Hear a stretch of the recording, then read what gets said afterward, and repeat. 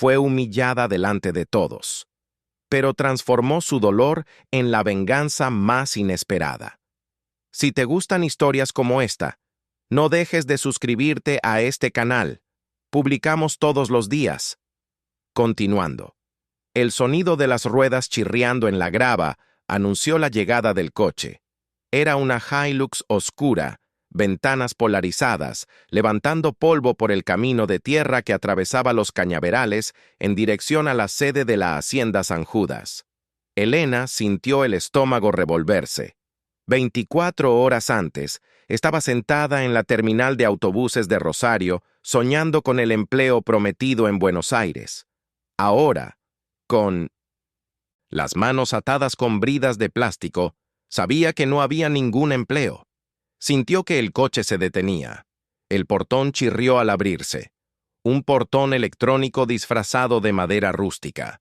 Tecnología escondida detrás de la fachada de hacienda tradicional. Así era San Judas, modernidad camuflada por tradición, crueldad vestida de refinamiento. Llegamos. No intentes nada estúpido. La voz del conductor era metálica, sin emoción. El hombre que la había reclutado en el interior de Córdoba había sido amable, ofreciéndole un salario que parecía un milagro para una chica de 18 años, recién salida de un orfanato estatal en Mino de San Mendoza. Secretaria personal para un empresario del agronegocio. Fue lo que dijo. Mintió con tanta naturalidad que Elena lo creyó, incluso cuando el autobús cambió de ruta, incluso cuando le confiscaron el teléfono. Cuando el maletero se abrió, la claridad la cegó momentáneamente. El aire era diferente allí, denso, con olor a caña quemada y algo más. Un perfume caro que parecía fuera de lugar en aquel escenario. Era su perfume. Ricardo Mendoza, el dueño de todo lo que la vista alcanzaba. ¿Así que esta es la chica? ¿Están seguros de que verificaron sus antecedentes? No quiero sorpresas como la última vez. La voz era grave, cultivada, el acento porteño deliberadamente borrado para sonar como alguien del campo, aunque el hombre pasaba más tiempo en su oficina en Puerto Madero que montado a caballo. Elena mantuvo la mirada baja, no por sumisión, sino para que no vieran lo que sus ojos ya calculaban. Distancia hasta la cerca, número de guardias de seguridad, posición de las cámaras. Había aprendido temprano que sobrevivir era una cuestión de observar y esperar. Documentos limpios, ningún pariente vivo, el sistema no registra huellas dactilares, es como si nunca hubiera existido. Ricardo sonrió, una sonrisa que no alcanzaba los ojos. Perfecto. Llévenla adentro. Quiero que esté presentable para la cena. Elena fue empujada a una habitación minúscula en la parte trasera de la casa principal. Un vestido negro estaba extendido sobre la cama, junto a un par de zapatos de tacón y una cajita que contenía maquillaje. Tenía una nota escrita a mano. «Vístete, no me hagas esperar». Con manos temblorosas, Elena abrió la única ventana. Reja de hierro. La casa había sido construida para parecer una hacienda colonial centenaria, pero era toda nueva, diseñada específicamente para el propósito de Ricardo Mendoza, un parque temático, privado donde podía vivir sus fantasías de poder absoluto, lejos de los ojos de la sociedad que lo respetaba como empresario innovador, filántropo y defensor del agronegocio sostenible. Se vistió como se le ordenó. El vestido, demasiado caro, demasiado revelador, no era para una secretaria, era para otra cosa. Elena sabía lo que sería aquella noche. No era la primera vez que su cuerpo servía como moneda de cambio por supervivencia. En el orfanato, había aprendido a volverse invisible cuando era necesario. Había aprendido a soportar, a esperar, a planear. La puerta se abrió sin previo aviso. El patrón está esperando. Los invitados ya llegaron. Era una mujer de unos 50 años, cabello teñido de rubio, maquillaje pesado, mirada evasiva. Más tarde, Elena sabría que su nombre era Marcia, ama de llaves de la casa y esposa del capataz. Cómplice silenciosa. El salón principal de la casa era un monumento a la ostentación.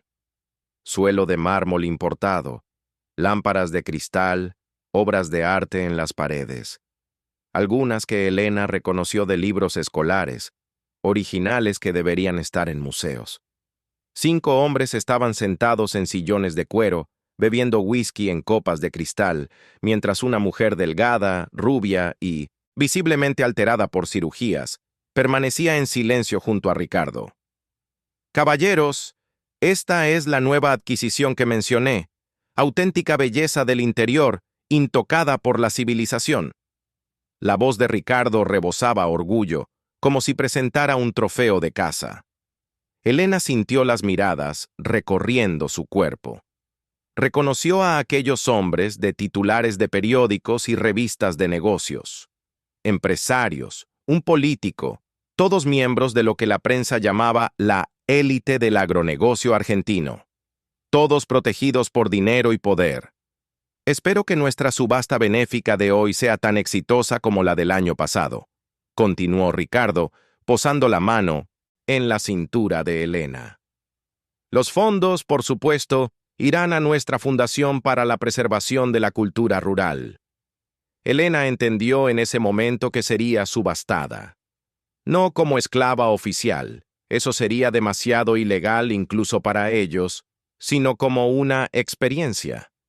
Una noche con la auténtica belleza del interior, todo disfrazado como evento benéfico. La mujer al lado de Ricardo, que Elena descubriría que era Cristina, su esposa, la miró con una mezcla de desprecio y pena. «Me retiro. Tengo migraña». Nadie respondió a su salida. Ella no importaba allí. La subasta comenzó. Elena fue instruida a caminar por el salón como en un desfile.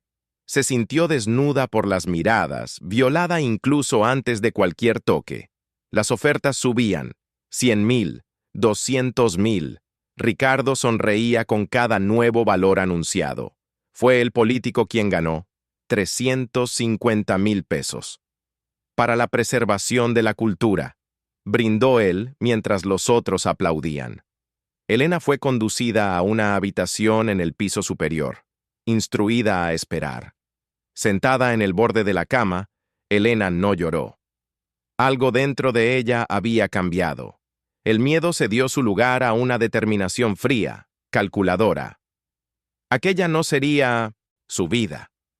No sería reducida a un objeto, una adquisición, un juguete para hombres poderosos. Si querían una chica asustada, la tendrían. Pero por dentro, comenzaba a arder una llama diferente.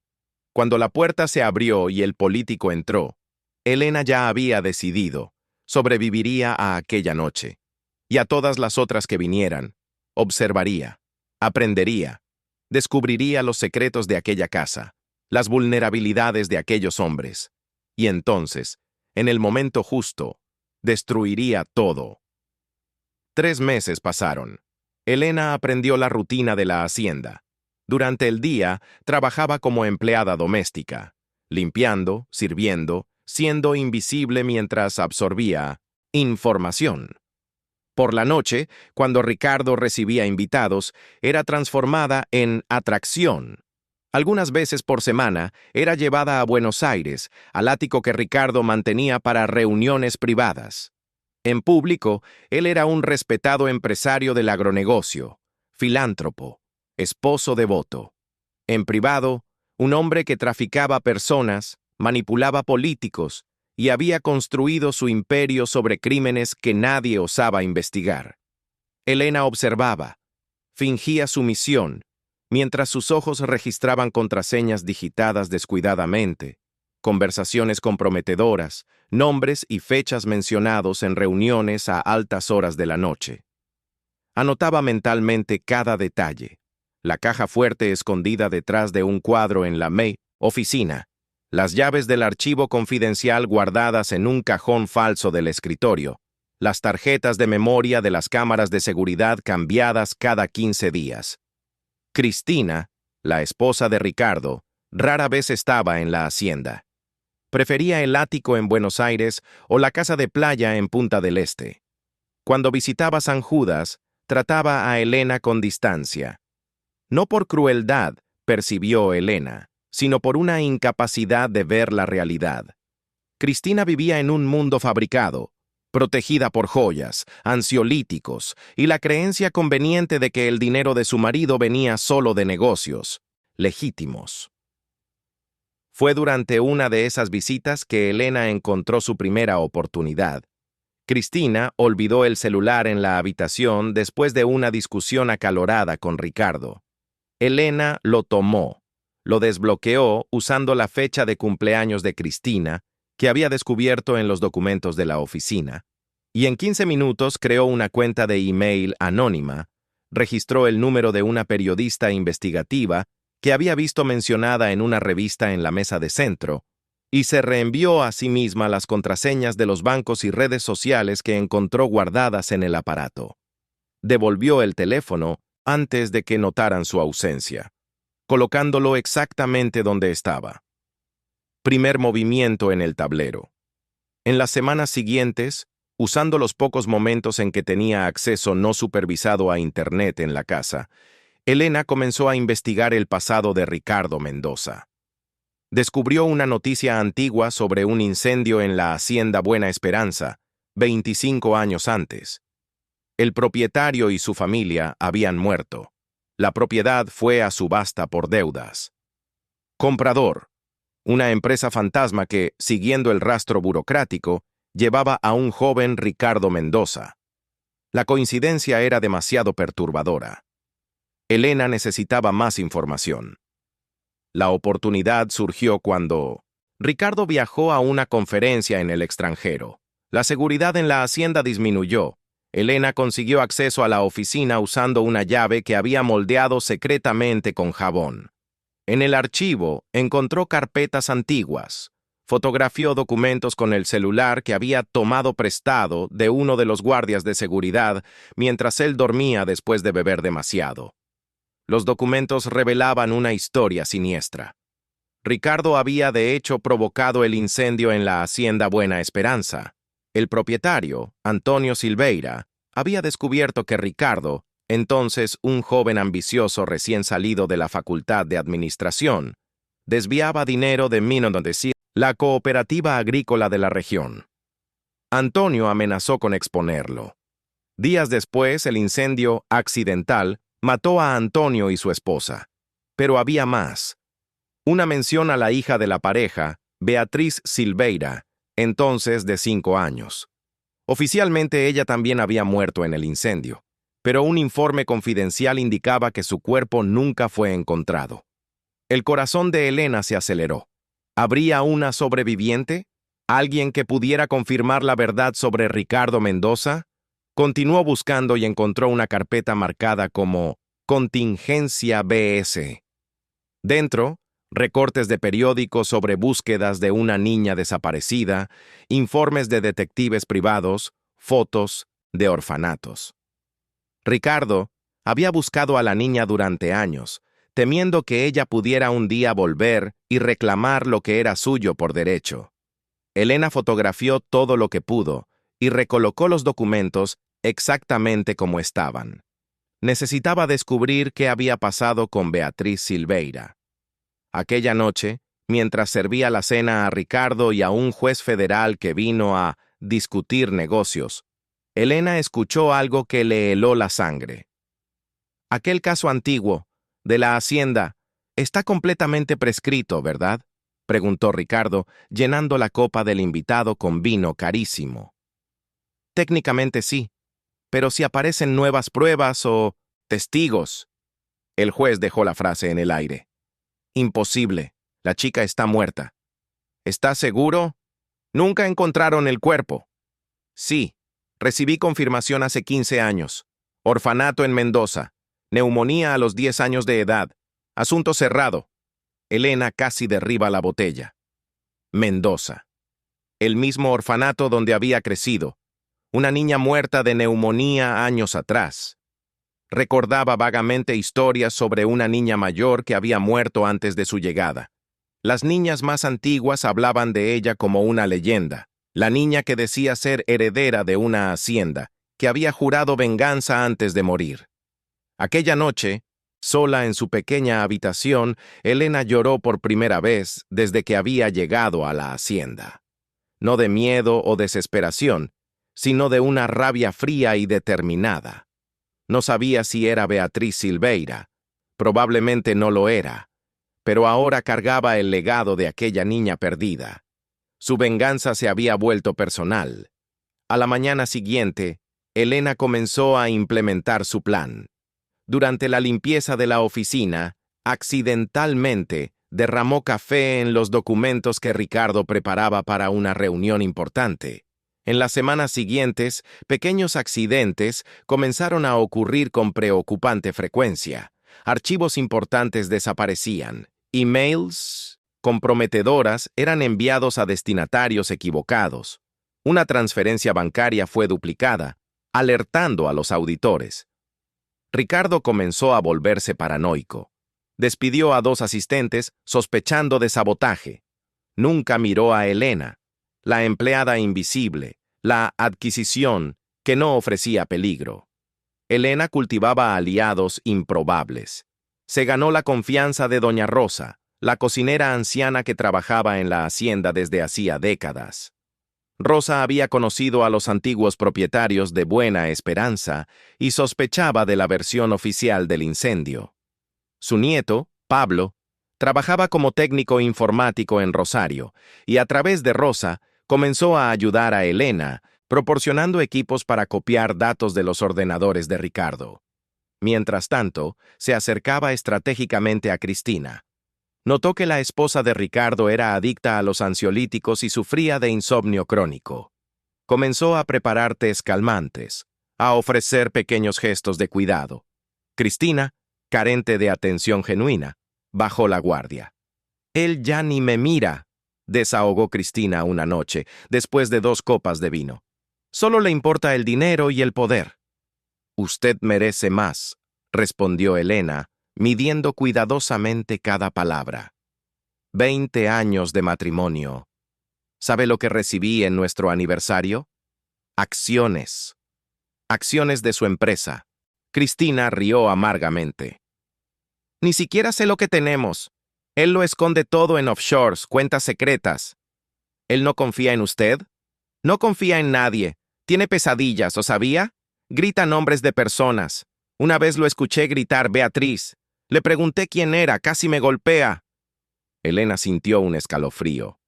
¿Usted ya investigó su pasado? Cristina la miró largamente. ¿Por qué haría eso? ¿Por curiosidad o autopreservación? Aquella noche plantó la primera semilla de duda. En las semanas siguientes, alimentaría esa duda con comentarios cuidadosos, preguntas aparentemente inocentes, pequeños descubrimientos compartidos como secretos entre ellas. El plan tomaba forma. Elena ahora tenía acceso al celular de Cristina, a las contraseñas de los bancos, a documentos de la oficina. A través de Pablo, hizo contacto anónimo con una periodista que investigaba el tráfico de personas en áreas rurales. Comenzó a enviar información, omitiendo cuidadosamente detalles que pudieran identificarla.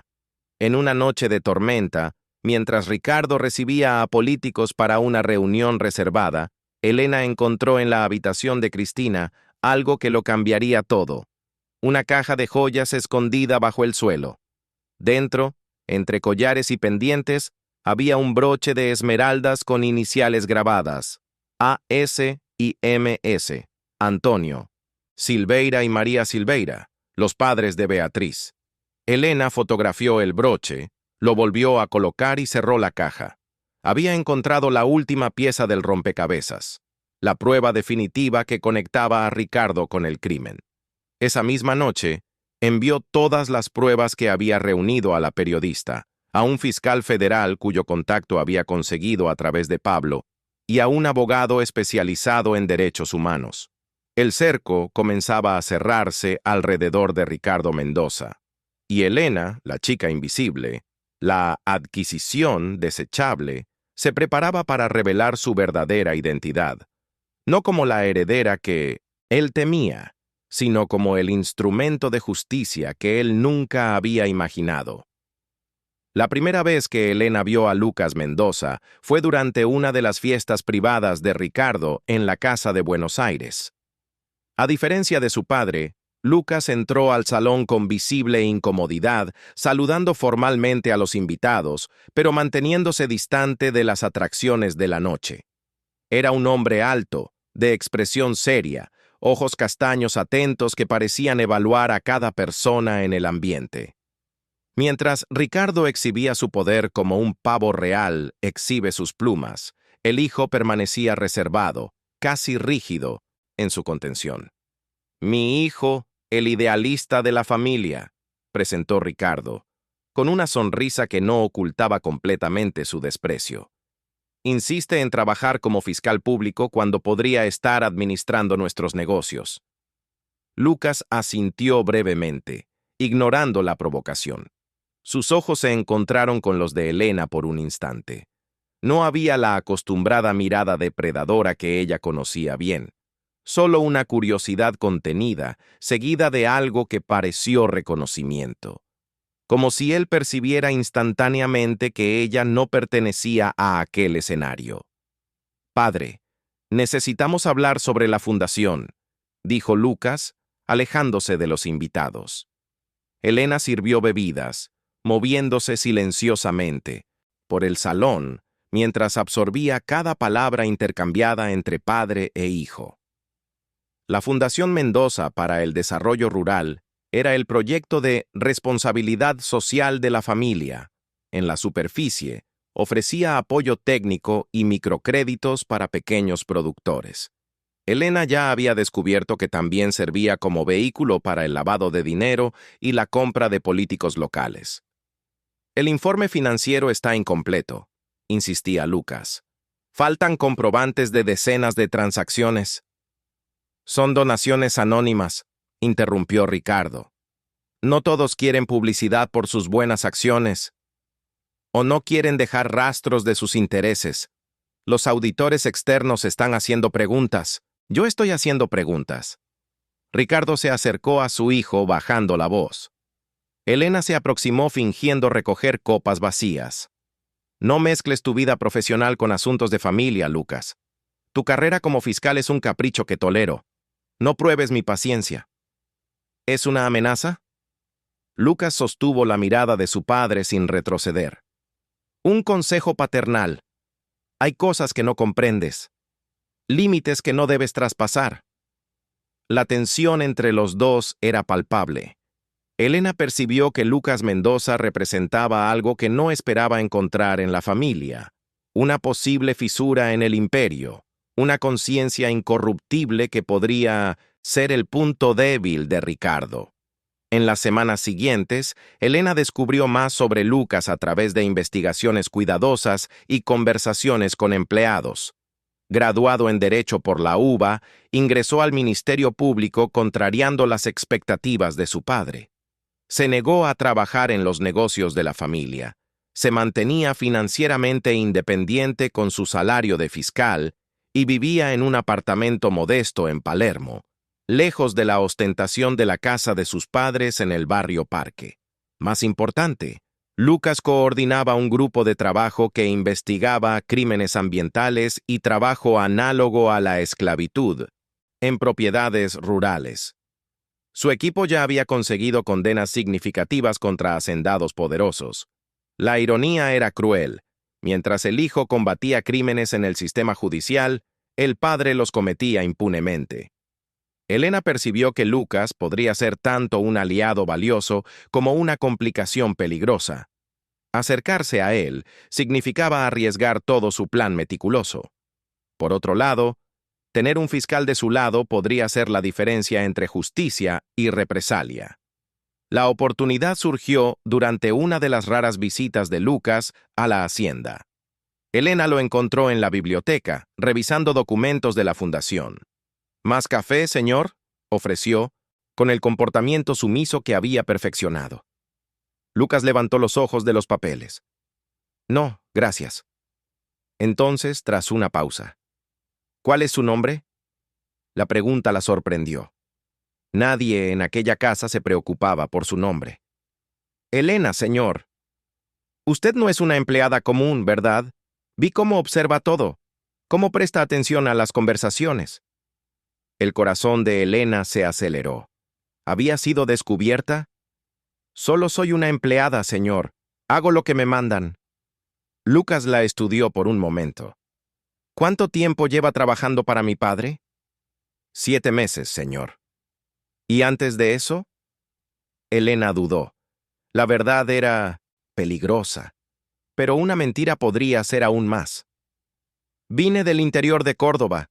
Su padre me ofreció empleo. Como secretaria personal, me imagino.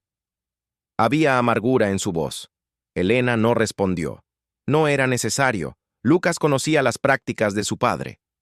Disculpe, dijo él pasándose la mano por el cabello.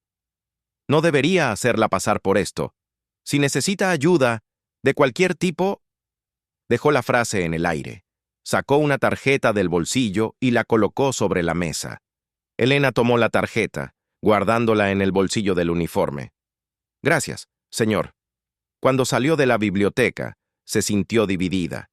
Lucas, Mendoza parecía genuinamente diferente de su padre. Pero confiar en él significaba revelar su plan, su verdadera intención. Y Elena había aprendido demasiado pronto que la confianza rara vez es recompensada. 2 semanas después, la primera fase de su plan entró en acción. La periodista con quien había contactado publicó un reportaje investigativo sobre el tráfico de personas en propiedades rurales del interior de la provincia de Buenos Aires. Aunque no nombraba directamente a Ricardo Mendoza, contenía detalles específicos que apuntaban a sus operaciones. El artículo mencionaba una fuente anónima que había proporcionado documentos y testimonios. El reportaje causó agitación inmediata. Políticos mencionados indirectamente comenzaron a distanciarse de Ricardo. Socios comerciales hicieron preguntas incómodas. La Policía Federal abrió una investigación preliminar. Ricardo estaba furioso. Por primera vez, Elena lo vio perder el control de la narrativa cuidadosamente construida. Despidió empleados, contrató equipos de abogados y relaciones públicas, e intensificó la seguridad en la hacienda. Alguien de adentro nos traicionó, gritaba durante una reunión de emergencia con sus hombres de confianza. Quiero saber quién fue, y quiero que esa persona sea eliminada. Elena continuó su trabajo invisible, ahora con cuidado redoblado. La vigilancia había aumentado, pero también las oportunidades de recolectar información. En la paranoia creciente, Ricardo y sus asociados cometían errores, hablaban demasiado, dejaban documentos expuestos. Fue durante ese periodo de caos que Elena recibió un mensaje inesperado. Pablo, el nieto de Doña Rosa, consiguió esconder un celular prepago entre los víveres que entregaba en la hacienda. El mensaje era de Lucas Mendoza. Necesitamos hablar. Es sobre el incendio en Buena Esperanza. El shock casi hizo que Elena tirara el aparato. ¿Cómo sabía Lucas sobre su investigación? ¿Habría descubierto su verdadera identidad? ¿Era una trampa o una oportunidad? Después de días considerando sus opciones, Elena decidió arriesgarse. Usando el celular, escondido, concertó un encuentro en Rosario, en un café concurrido donde podría mezclarse con la multitud si fuera necesario. Llegó el día del encuentro. Elena consiguió un raro permiso para ir a la ciudad, alegando necesitar medicamentos femeninos, un asunto que los guardias de seguridad, todos hombres, preferían no cuestionar. Lucas ya estaba en el café cuando ella llegó, sentado en un rincón discreto, vistiendo jeans y camiseta, muy diferente del fiscal formal que aparecía en fotos oficiales. «Gracias por venir», dijo él cuando ella se sentó. «No estaba seguro de que confiarías en mí». «Todavía no confío», respondió Elena. «¿Cómo supiste sobre Buena Esperanza?» Lucas dudó.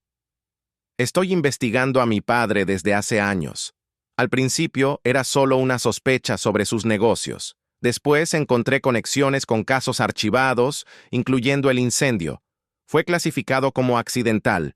pero las circunstancias siempre fueron sospechosas. ¿Por qué me buscaste? Porque tú estás haciendo lo mismo, ¿no? Investigando a Ricardo Mendoza, recolectando pruebas. Fuiste tú quien contactó a la periodista. Elena no confirmó ni negó. ¿Qué quieres de mí? Cooperación. Tengo acceso a información que tú no tienes. Puedo protegerte legalmente. A cambio, necesito lo que tú descubriste. ¿Cómo sé que no? ¿Estás solo intentando proteger a tu padre? ¿O la reputación de la familia? Lucas la miró directamente. Mi madre me contó historias sobre el inicio de la fortuna de mi padre. Cómo todo cambió después de la inversión en San Judas. Yo tenía 10 años. Ella estaba borracha, asustada. Dijo que vivíamos en una casa construida sobre cadáveres. Al día siguiente, lo negó todo, pero nunca lo olvidé. Elena estudió el rostro de él buscando señales de mentira. Encontró solo una determinación familiar, la misma que veía en el espejo todas las mañanas.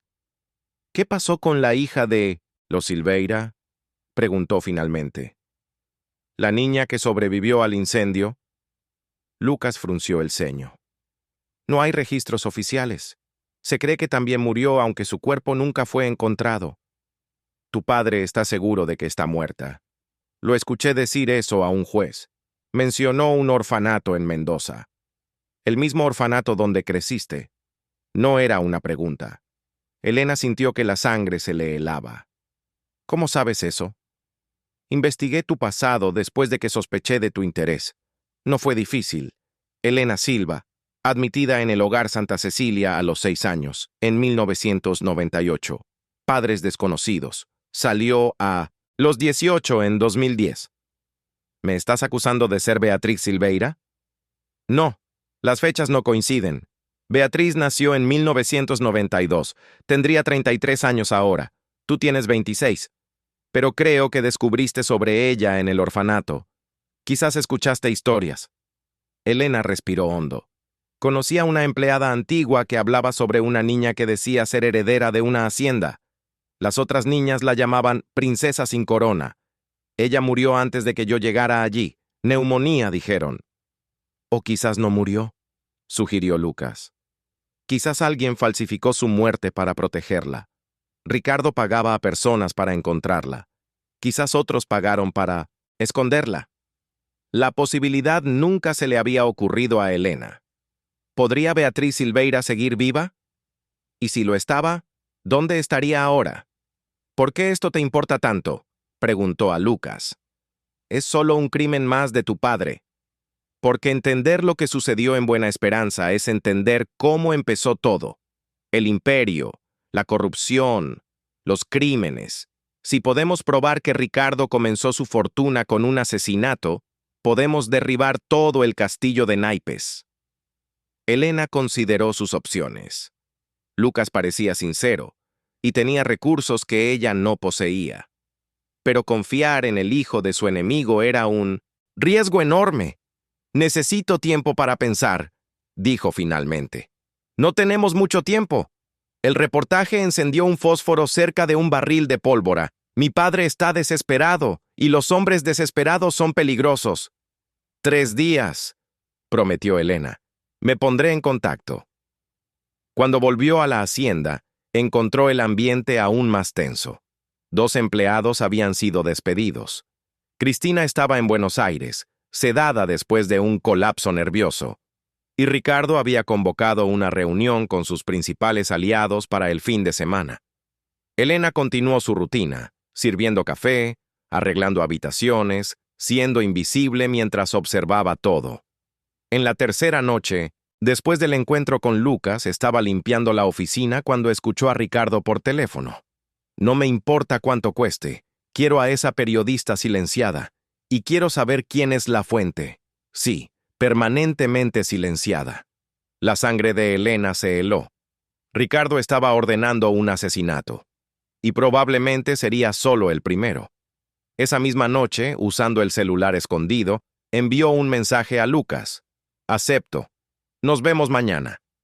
Pero el plan tuvo que ser acelerado. A la mañana siguiente, Marcia, el ama de llaves, entró en la habitación de Elena sin previo aviso. El patrón quiere verla. Ahora. Ricardo estaba en su oficina, sosteniendo un vaso de whisky, a pesar de ser solo las 9 de la mañana. La expresión en su rostro hizo que el estómago de Elena se contrajera. «Siéntese», ordenó, indicando la silla frente a su escritorio. Cuando ella obedeció, él giró la pantalla de la computadora para que ella pudiera ver. Era un video de seguridad, del café en Rosario, mostrando su encuentro con Lucas. «Imaginé muchas cosas cuando descubrí que tenía un traidor en mi casa», dijo Ricardo, la voz peligrosamente tranquila.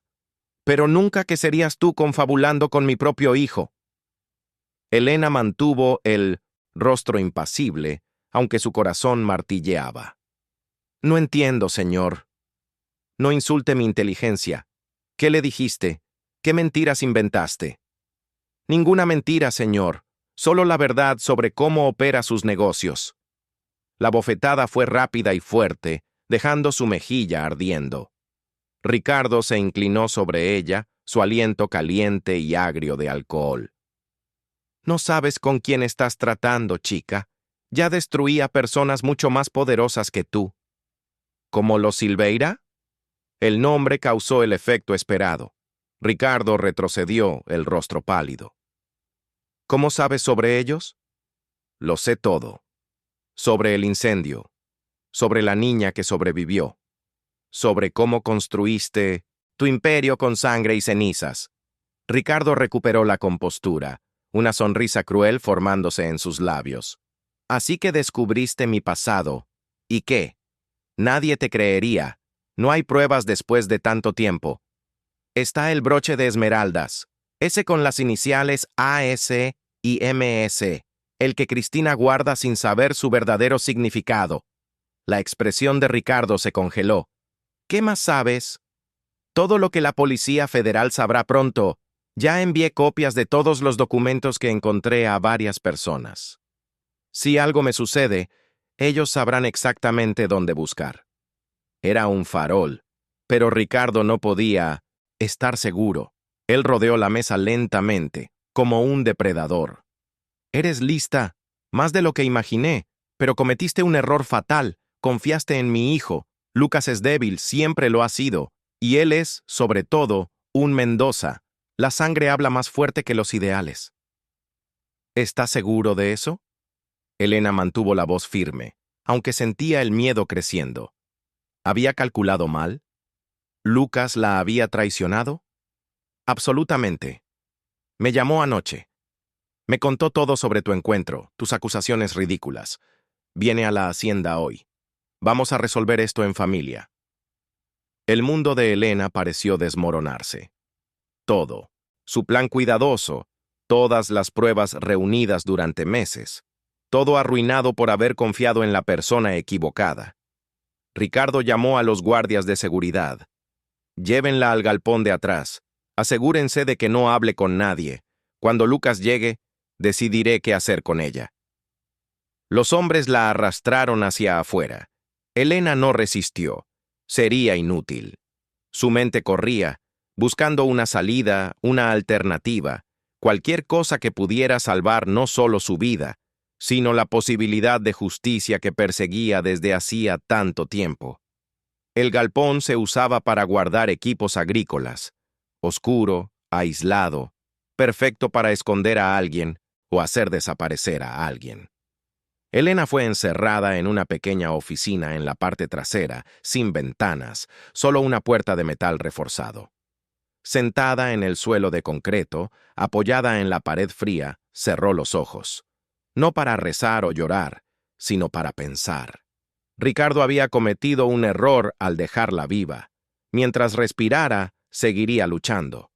Las horas pasaron lentamente. No había forma de saber si era de día o de noche. Nadie vino con comida o agua. El plan era obvio: debilitarla para lo que vendría después. Un sonido metálico en la puerta la despertó de un sueño intranquilo. Se preparó para enfrentar a Ricardo o a sus secuaces, pero cuando la puerta se abrió, fue el rostro preocupado de doña Rosa el que apareció. Niña, ¿estás bien? Gracias a Dios te encontré. Rosa, ¿cómo? Elena no completó la frase cuando vio quién estaba detrás de la cocinera. Lucas Mendoza. Tenemos poco tiempo, dijo él, entrando rápidamente y cerrando la puerta. Mi padre cree que llego en 2 horas. Vine antes y entré por la parte de atrás. Rosa me ayudó a encontrarla. ¿No le avisaste sobre mí? Elena apenas podía creerlo. Claro que no. Tuve que fingir cuando él me llamó furioso. Dijo que tú me habías buscado, pero que yo sospechaba de tus intenciones. Fue la única forma de ganar tiempo. Elena miró de Lucas a Rosa, todavía desconfiada. ¿Cómo puedo confiar en ustedes? Rosa se acercó, sosteniendo sus manos. Niña, yo trabajaba en la Hacienda Buena Esperanza antes del incendio. Conocí a Antonio y María Silveira. Eran personas buenas, justas. Y la pequeña Beatriz. Lágrimas brillaban en los ojos de la señora. Nunca creí que aquello fue un accidente. Rosa me está ayudando desde hace años, explicó Lucas. Fue ella quien primero me contó sobre las sospechas del incendio, y ahora necesitamos sacarte de aquí. No puedo irme, protestó Elena. No sin las pruebas. Están escondidas en mi habitación bajo una tabla suelta. Ya las tomamos, respondió Rosa. Pablo está esperando con el coche en los límites de la propiedad. Elena dudó. ¿Y después? Ricardo vendrá por mí. Él no se rinde. Tengo un plan, dijo Lucas. Pero necesitamos actuar ahora. Mientras se escabullían por el galpón oscuro en dirección a una salida lateral, Elena percibió que había subestimado no solo a Lucas, sino también a la red de personas que secretamente se oponía a Ricardo Mendoza. Rosa no era solo una cocinera anciana. Era una testigo, una sobreviviente de otra era que guardaba la memoria de lo que había sucedido. Y Lucas no era solo un idealista ingenuo, era un hombre determinado a corregir los errores de su familia, incluso si eso significaba traicionar su propia sangre. Cuando finalmente alcanzaron el coche donde Pablo esperaba, Elena miró hacia atrás una última vez. La Hacienda San Judas, con su imponente casa principal, sus campos verdes y su aire de poder inquebrantable, ya no parecía tan intimidante. Era solo una construcción sobre terreno robado, un monumento a la crueldad que, como todo lo construido sobre mentiras, un día se desmoronaría. ¿A dónde vamos?, preguntó ella, entrando en el coche. A Rosario, respondió Lucas. Y después a Buenos Aires. Tengo una reunión programada con el coordinador del grupo de trabajo contra el trabajo esclavo. Ellos te están esperando. Y todas las pruebas que reunimos. El coche aceleró por el camino de tierra, levantando polvo en el aire de la mañana. Elena respiró hondo, sintiendo el peso de los últimos meses, de todas las humillaciones y descubrimientos, de todo el miedo y la determinación. La batalla no estaba ganada. Ricardo Mendoza todavía era poderoso, todavía tenía aliados, todavía podía causar mucho daño. Pero por primera vez desde que había entrado en la Hacienda San Judas, Elena sintió algo diferente creciendo en su pecho. No era solo la satisfacción fría de la venganza que se acercaba, era algo más complejo, más humano. Una sensación que no experimentaba desde la infancia, antes de que el mundo le enseñara a desconfiar de todo y de todos. Una sensación que casi había olvidado. Esperanza. El apartamento de protección a testigos en Buenos Aires era pequeño e impersonal, paredes blancas, mobiliario básico, cortinas neutras que filtraban la luz sin revelar lo que había dentro. Para Elena, después de meses viviendo entre el lujo ostentoso y la degradación de la Hacienda San Judas, aquel espacio anónimo era una forma de libertad que nunca había experimentado. 3 semanas pasaron desde la fuga. La investigación contra Ricardo Mendoza avanzaba en múltiples frentes: tráfico de personas, evasión fiscal, corrupción activa, trabajo análogo a la esclavitud. Las declaraciones de Elena, combinadas con los documentos que había reunido, proporcionaron la base para operaciones policiales simultáneas en las propiedades de Ricardo. 18 personas fueron detenidas para interrogatorio, incluyendo políticos y empresarios asiduos a las fiestas benéficas de la hacienda. Ricardo había logrado escapar. Alertado minutos antes de la llegada de la policía, huyó en su helicóptero particular. Se creía que estaba en algún país sin tratado de extradición con Argentina. Elena observaba la ciudad por la ventana del apartamento, sintiendo la extraña dualidad de su nueva vida. Estaba segura, pero confinada, libre, pero constantemente vigilada por policías federales disfrazados, vengada, pero incompleta. El golpe en la puerta era familiar, 3 golpes rápidos, una pausa, 2 más. Era Lucas. «Traje comida tailandesa», anunció él, levantando bolsas de papel. «Y noticias». Elena sonrió ligeramente. En estos encuentros casi diarios, Lucas traía no solo comidas que ella nunca había probado antes, sino actualizaciones sobre la investigación.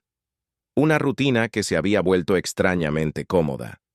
«¿Qué noticias?», preguntó, ayudándolo a organizar las cajas en la pequeña mesa de la cocina. «Encontramos a Cristina». Elena se detuvo, las manos inmóviles sobre los palillos que sacaba del envoltorio. «¿Dónde?»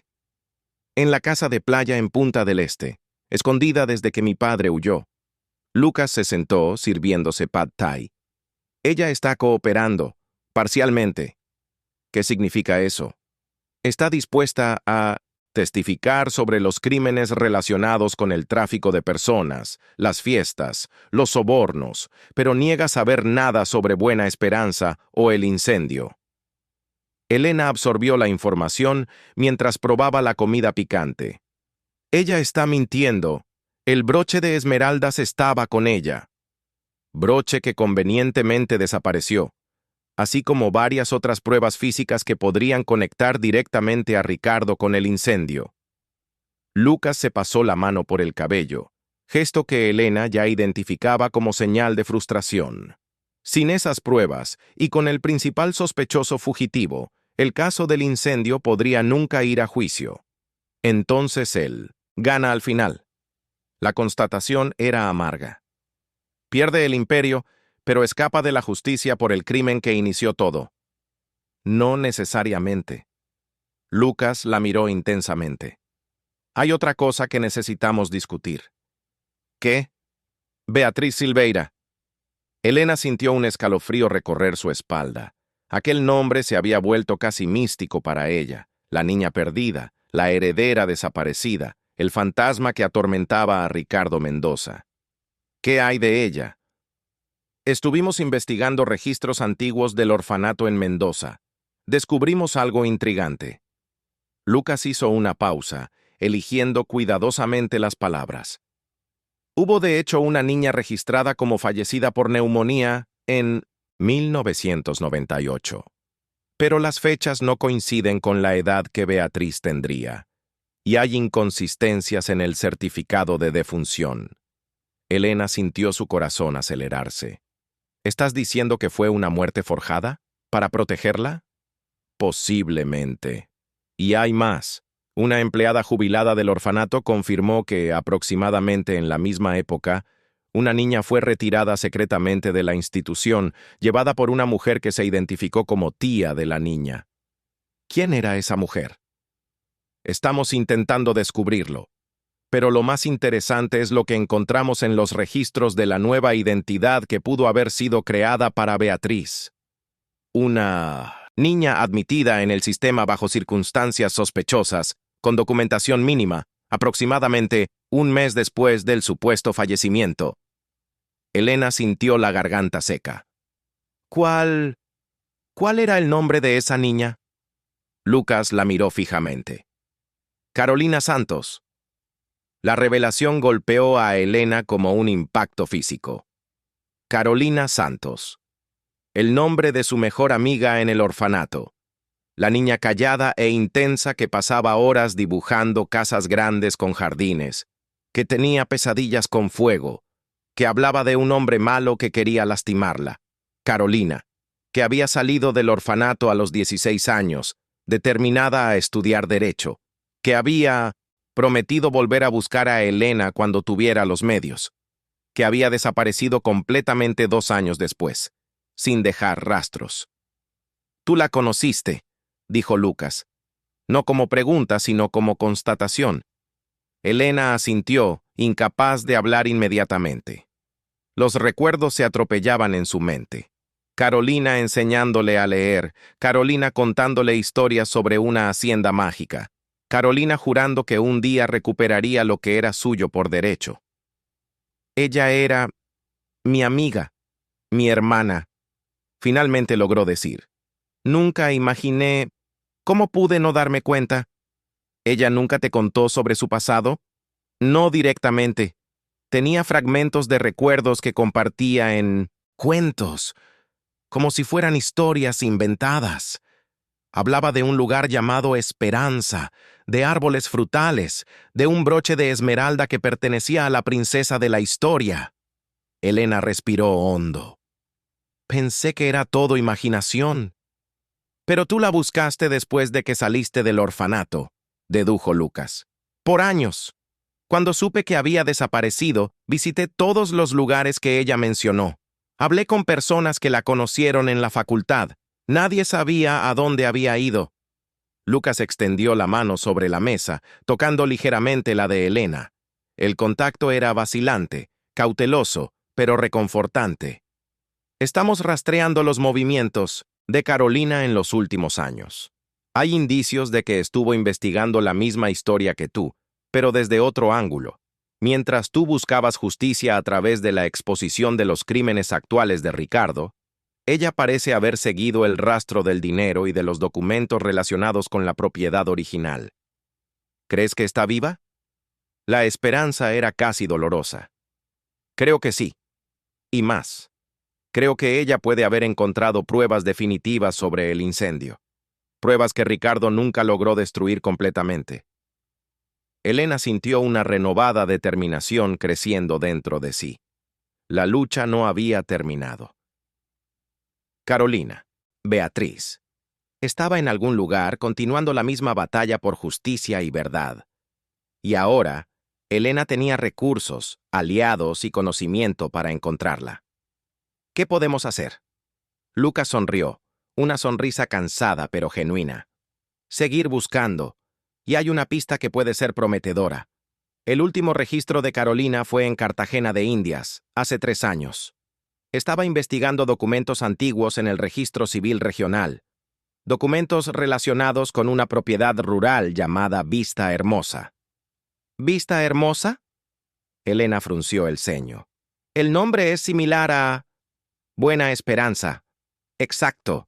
Creemos que puede ser el nuevo nombre dado a la propiedad después de que fue subdividida y vendida tras el incendio. Una parte de esa tierra fue recientemente adquirida por una empresa llamada Renacimiento Inversiones. Y aquí viene lo interesante. La propietaria de esa empresa es una mujer llamada Ana Beatriz Santos. El corazón de Elena casi se detuvo. Ana Beatriz. La combinación del nombre verdadero con el apellido falso de Carolina. Era una señal, un mensaje codificado que solo alguien que conociera ambas identidades podría reconocer. Necesitamos ir a Cartagena, declaró Elena, levantándose abruptamente. No es tan simple. Todavía estás bajo protección. Tu testimonio en el caso principal contra Ricardo será crucial. Pero si encontramos a Carolina, si ella tiene las pruebas, entonces tendremos un caso completo, sí. Pero no podemos arriesgar tu seguridad. Ricardo puede estar fugitivo, pero sus aliados todavía están por todas partes.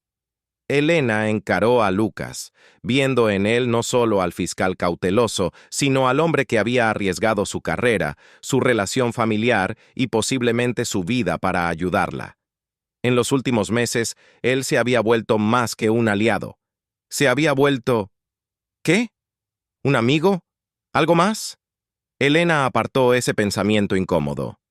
No voy a quedarme esperando mientras Carolina puede estar en peligro. Ella volvió por mí al orfanato, ¿sabías? Años después de salir, cuando ya estaba en la facultad, vino a visitarme, prometió que cuando terminara lo que necesitaba hacer, construiríamos una vida juntas. Dijo que había descubierto algo importante, que necesitaba resolver una cuestión de familia antes de que pudiéramos ser libres.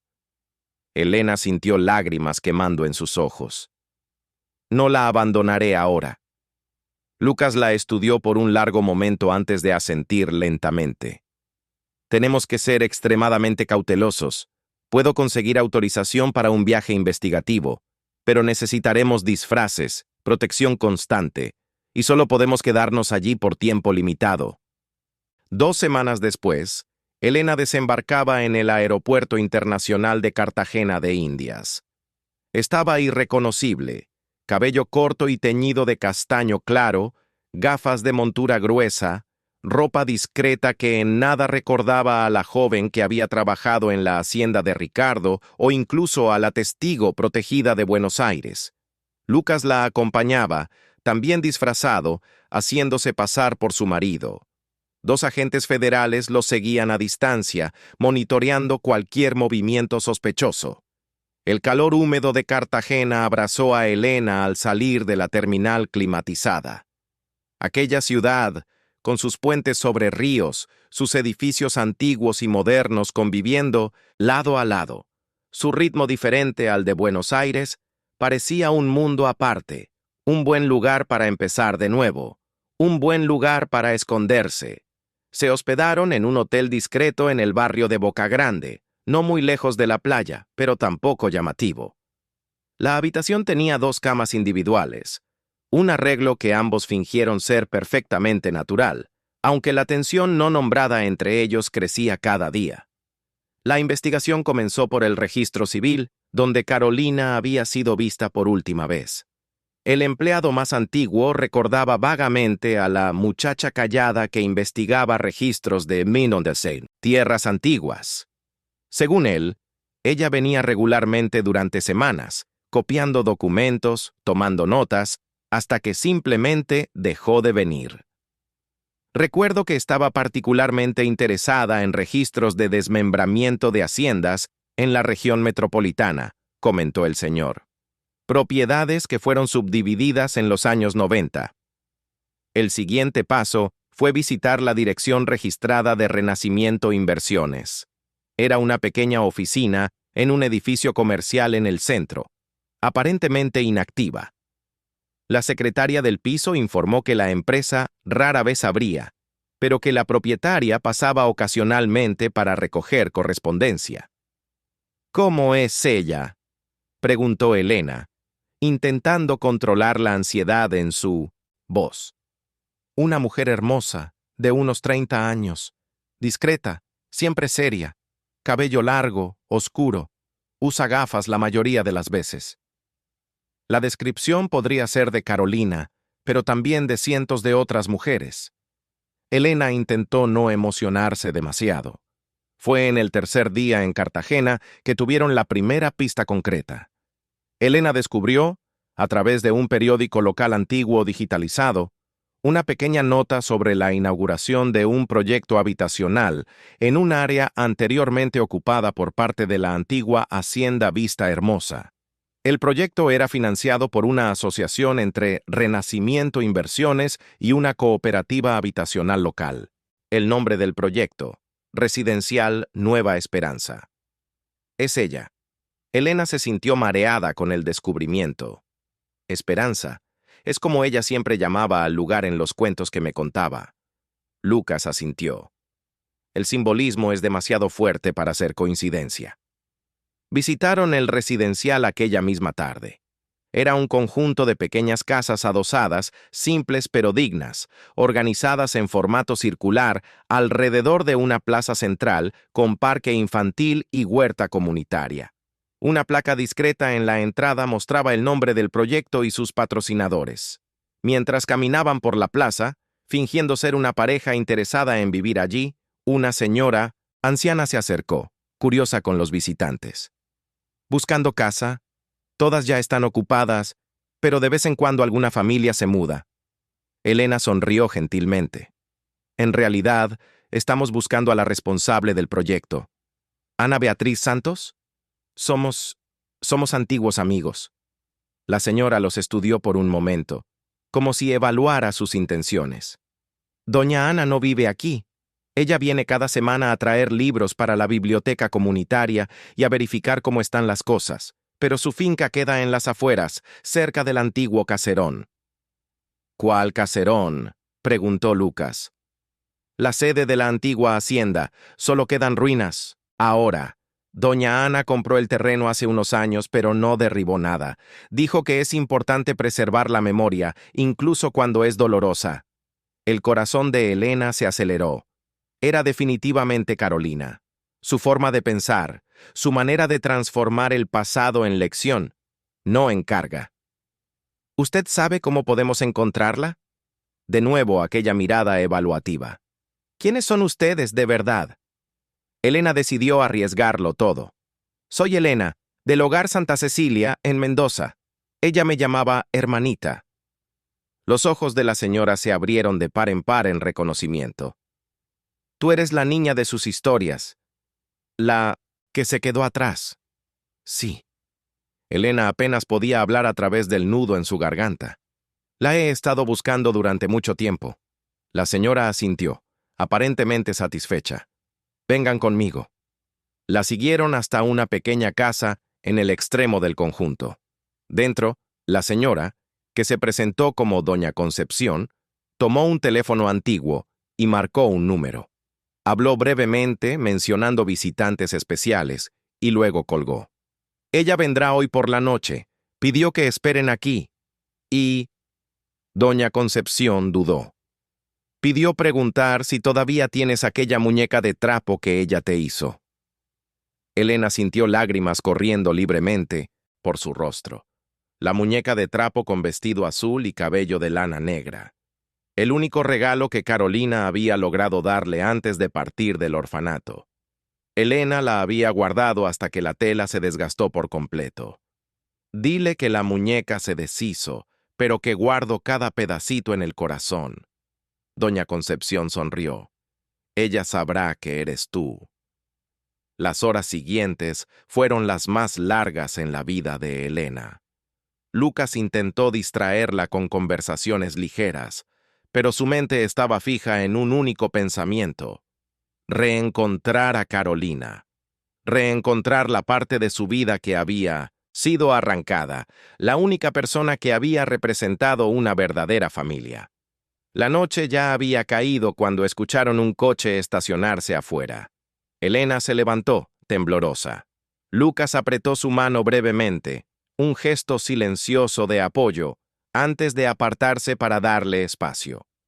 La puerta se abrió lentamente, y allí estaba ella. Carolina, o mejor, Ana Beatriz, parecía más vieja, naturalmente. Su rostro había perdido la suavidad de la juventud, reemplazada por líneas de determinación. Su cabello, antes siempre recogido en trenzas, caía libremente por los hombros. Pero los ojos eran los mismos, profundos, observadores, capaces de ver a través de las personas. Elena. La voz era un susurro, como si temiera que hablar más alto pudiera hacer que todo desapareciera. Carol. Elena usó el apodo de la infancia, el nombre secreto que solo ella podía usar. No hubo una carrera dramática una hacia la otra. No lo necesitaban. Se acercaron lentamente, cada paso cargado con el peso de años de separación, hasta estar cara a cara, ojos en ojos, respiraciones sincronizadas como antaño, cuando dormían en la misma cama en el dormitorio del orfanato. El abrazo, cuando finalmente llegó, fue como volver a casa.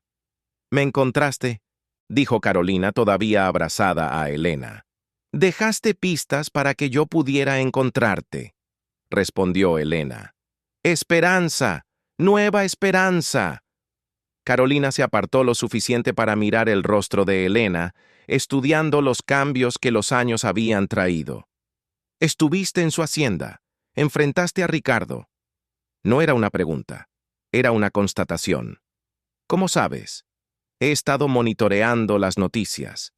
El Imperio Mendoza desmoronándose, las acusaciones, la fuga.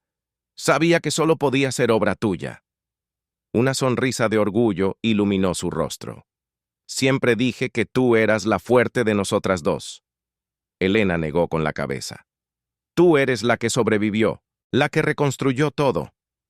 Fue solo entonces que Carolina pareció notar a Lucas, parado discretamente en un rincón de la sala.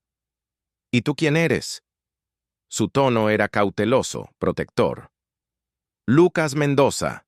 Él respondió directamente, sin intentar esconder su apellido. Los ojos de Carolina se abrieron de par en par, e instintivamente tiró de Elena hacia atrás, como para protegerla. Mendoza, su hijo. Carol, está todo bien, se apresuró Elena.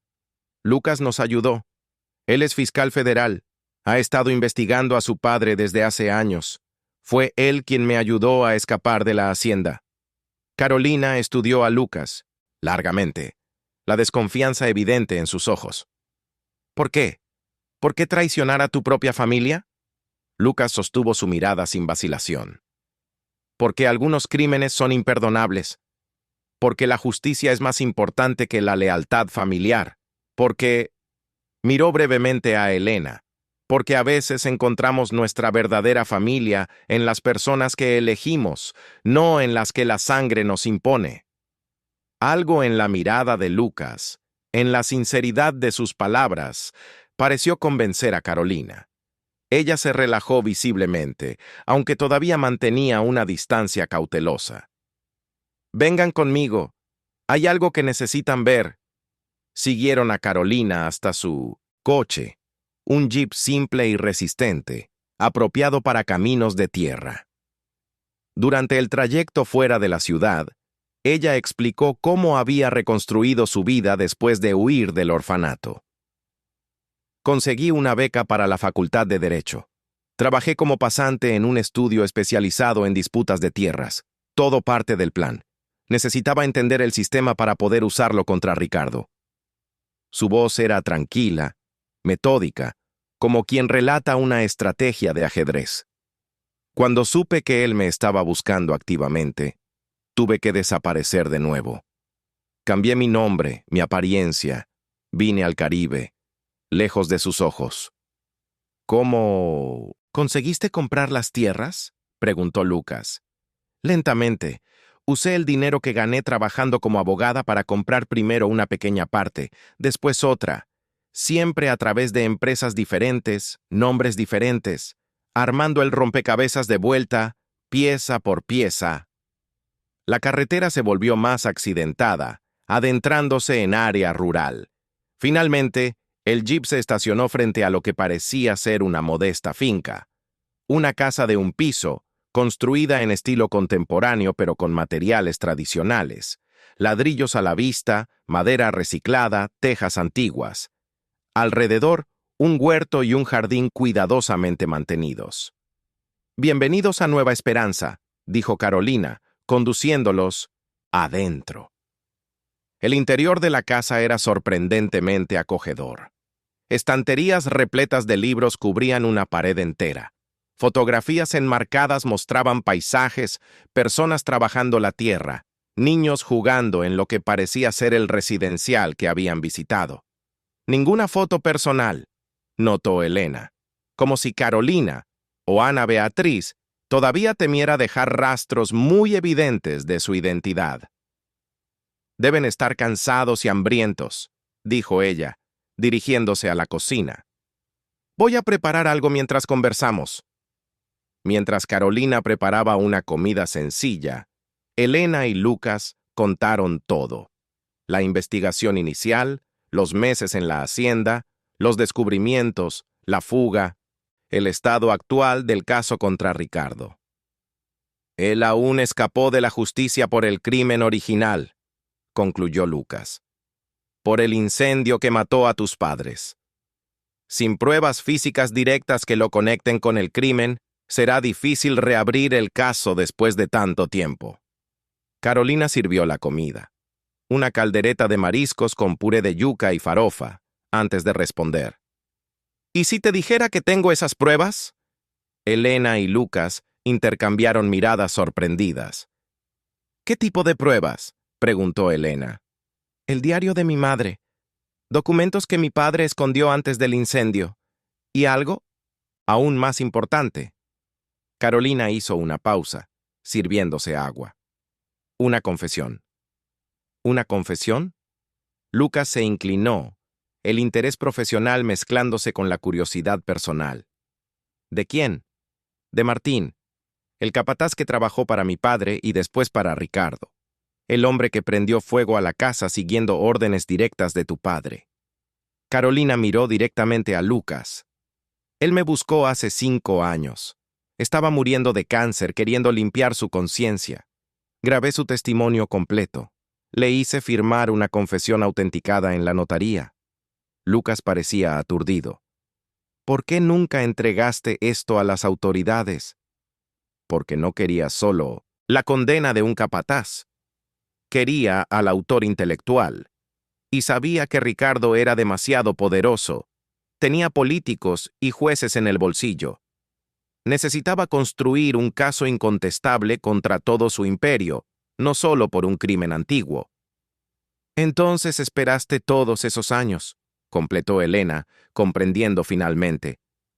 Mientras yo atacaba directamente, tú trabajabas en las sombras, montando el caso perfecto.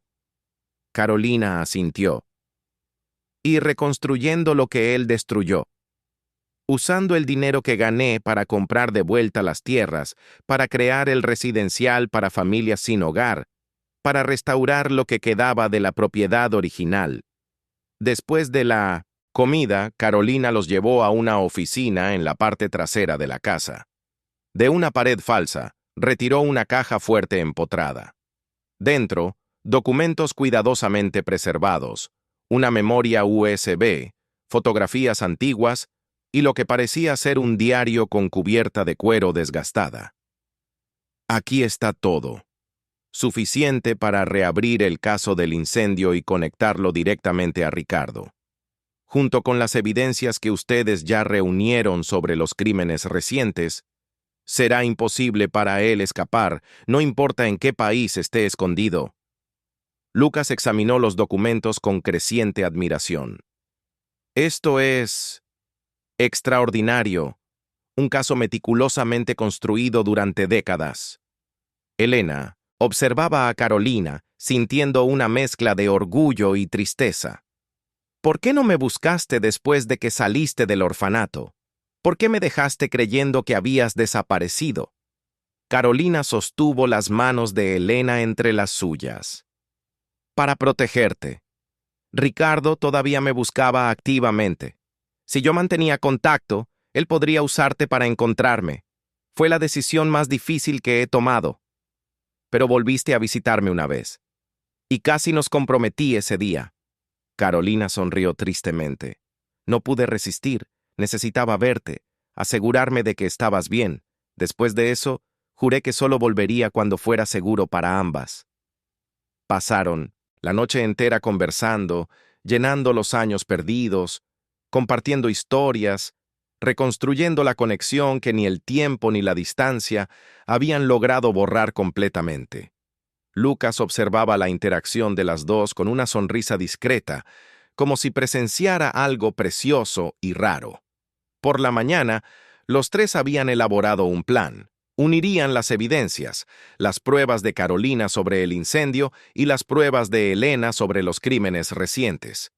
Lucas usaría su posición en el Ministerio Público para garantizar que el caso fuera tratado con la seriedad debida, inmune a interferencias políticas. Necesitaremos protección para ustedes dos, dijo Lucas mientras tomaban café en la terraza, observando el sol salir sobre los árboles frutales que Carolina había plantado. Incluso con Ricardo fugitivo, él todavía tiene aliados poderosos que harán todo lo posible para impedir que estas pruebas salgan a la luz. Estoy cansada de esconderme, respondió Carolina. Pasé la mitad de mi vida siendo otra persona. Quiero mi nombre de vuelta. Quiero justicia, no solo venganza. Y la tendrás, prometió Elena, sosteniendo la mano de su amiga. La tendremos. Los meses siguientes fueron intensos. Carolina se mudó temporalmente a Buenos Aires, quedando bajo protección policial junto con Elena mientras se construía el caso. Lucas coordinó personalmente el grupo de trabajo que integró todas las líneas de investigación contra Ricardo Mendoza. La confesión del capataz, las pruebas documentales del incendio, combinadas con los registros de crímenes recientes, formaron un caso devastador. Ricardo fue localizado en la República Dominicana y extraditado a Argentina tras intensa presión diplomática. El juicio se convirtió en uno de los casos más emblemáticos de corrupción y criminalidad de la élite rural argentina. La prensa lo llamó el caso Buena Esperanza, un nombre que cargaba simbolismo para todos los involucrados. Elena y Carolina testificaron juntas, lado a lado, contando no solo sus historias individuales, sino la narrativa mayor de un sistema que permitió que hombres como Ricardo operaran impunemente durante décadas, protegidos por dinero, poder y conexiones políticas. Cristina Mendoza también testificó, confirmando parcialmente las acusaciones, intentando distanciarse de los crímenes más graves mientras admitía conocimiento de otros. Durante su declaración, reveló que el broche de esmeraldas, la última prueba física que faltaba, estaba escondido en una caja fuerte en Ginebra. Había sido su póliza de seguro durante todo el matrimonio. Ricardo fue condenado a 32 años de prisión por los crímenes de homicidio calificado, incendio intencional, asociación ilícita, tráfico de personas, trabajo análogo a la esclavitud, corrupción activa, evasión de divisas y evasión fiscal. Cuando el juicio terminó, Elena, Carolina y Lucas se encontraron en el apartamento que ahora compartían en Buenos Aires. Ya no era un escondite, sino un hogar temporal mientras reconstruían sus vidas. ¿Y ahora?, preguntó Elena, sirviendo vino para los tres. ¿Qué hacemos después de que todo terminó? Carolina sonrió, una sonrisa más ligera de lo que Elena jamás había visto en su rostro. No terminó. Es solo un nuevo comienzo. Para todos nosotros, añadió Lucas, su mirada encontrándose con la de Elena. Durante aquellos meses de trabajo conjunto, proximidad constante y peligro compartido, algo había crecido entre ellos. Algo que ninguno de los dos había nombrado aún, pero que estaba allí, pulsando, esperando el momento justo. «Tengo un regalo para ti», dijo Carolina, entregando a Elena una pequeña caja. Dentro estaba el broche de esmeraldas, recuperado después del juicio como evidencia y devuelto a su legítima propietaria, Carolina, la última de los Silveira. «No puedo aceptar», protestó Elena. «Es tu herencia familiar». «Y tú eres mi familia», respondió Carolina simplemente. «Además, tengo un proyecto mejor para este broche». 3 meses después, el broche había sido vendido por una pequeña fortuna. El dinero, combinado con lo que restó de la venta de algunas propiedades de Ricardo confiscadas y subastadas por el gobierno, financió la expansión del residencial Nueva Esperanza. Se construyeron más casas, se inauguró una escuela y un centro cultural con biblioteca y talleres de arte comenzó a funcionar. Elena y Lucas se mudaron a Cartagena de Indias, a una casa cercana a la de Carolina. Él se trasladó al Ministerio Público Federal de Bolívar, enfocándose en casos de apropiación ilegal de tierras y trabajo esclavo. Elena, usando su experiencia y conocimiento sobre el sistema que la había victimizado, comenzó a trabajar en el Centro Cultural del Residencial, ayudando a jóvenes en situación de vulnerabilidad. Su relación con Lucas evolucionó naturalmente, como si el tiempo simplemente confirmara lo que ambos ya sabían desde el principio. No era un amor de cuentos de hadas, era algo construido sobre verdad, confianza duramente ganada y elecciones conscientes. Era real, con toda la complejidad que eso implicaba. En una tarde de domingo, mientras cenaban en la terraza de la casa de Carolina, ahora un ritual semanal, Lucas sorprendió a Elena con una propuesta de matrimonio. El anillo era simple, sin ostentación, exactamente como ambos preferían. «Sí», respondió Elena sin dudar. Carolina levantó su copa en un brindis. Por la familia que elegimos, por la justicia que conquistamos y por la esperanza que nunca perdimos. 2 años después, cuando nació el hijo de Elena y Lucas, recibió el nombre de Antonio, en honor al padre de Carolina. La ceremonia de bautismo tuvo lugar en el jardín de la sede reconstruida de la antigua Hacienda Buena Esperanza. Ya no una imponente casa principal, sino un amplio espacio comunitario donde la gente de la región se reunía para celebraciones, encuentros y decisiones colectivas. El niño crecería escuchando historias, no cuentos de hadas, sino narrativas reales de lucha, pérdida, resistencia y reconstrucción. Aprendería sobre sus raíces complejas, sobre la maldad que puede existir en el mundo, pero también sobre la resiliencia y la capacidad humana de transformar el dolor en propósito.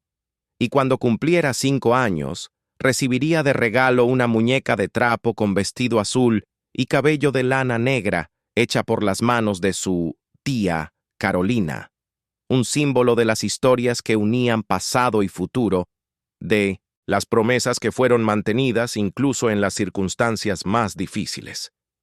Elena a veces se despertaba en medio de la noche, momentáneamente desorientada, como si todavía estuviera en aquella pequeña habitación oscura en la hacienda de Ricardo. En esos momentos, sentía el calor de Lucas a su lado, escuchaba la respiración suave de su hijo en la habitación contigua y recordaba el camino recorrido, de las sombras más profundas a la luz que ahora iluminaba su vida. No era un final feliz perfecto. Había cicatrices que nunca desaparecerían completamente, pesadillas que ocasionalmente regresaban, momentos de duda y miedo. Pero había también esto: la certeza de que, incluso en las situaciones más desesperadas, siempre existe una posibilidad de justicia, de reconstrucción, de encontrar familia en los lugares más inesperados. Y eso, reflexionaba Elena mientras volvía a dormirse, era más que una conclusión satisfactoria. Era una verdadera nueva esperanza.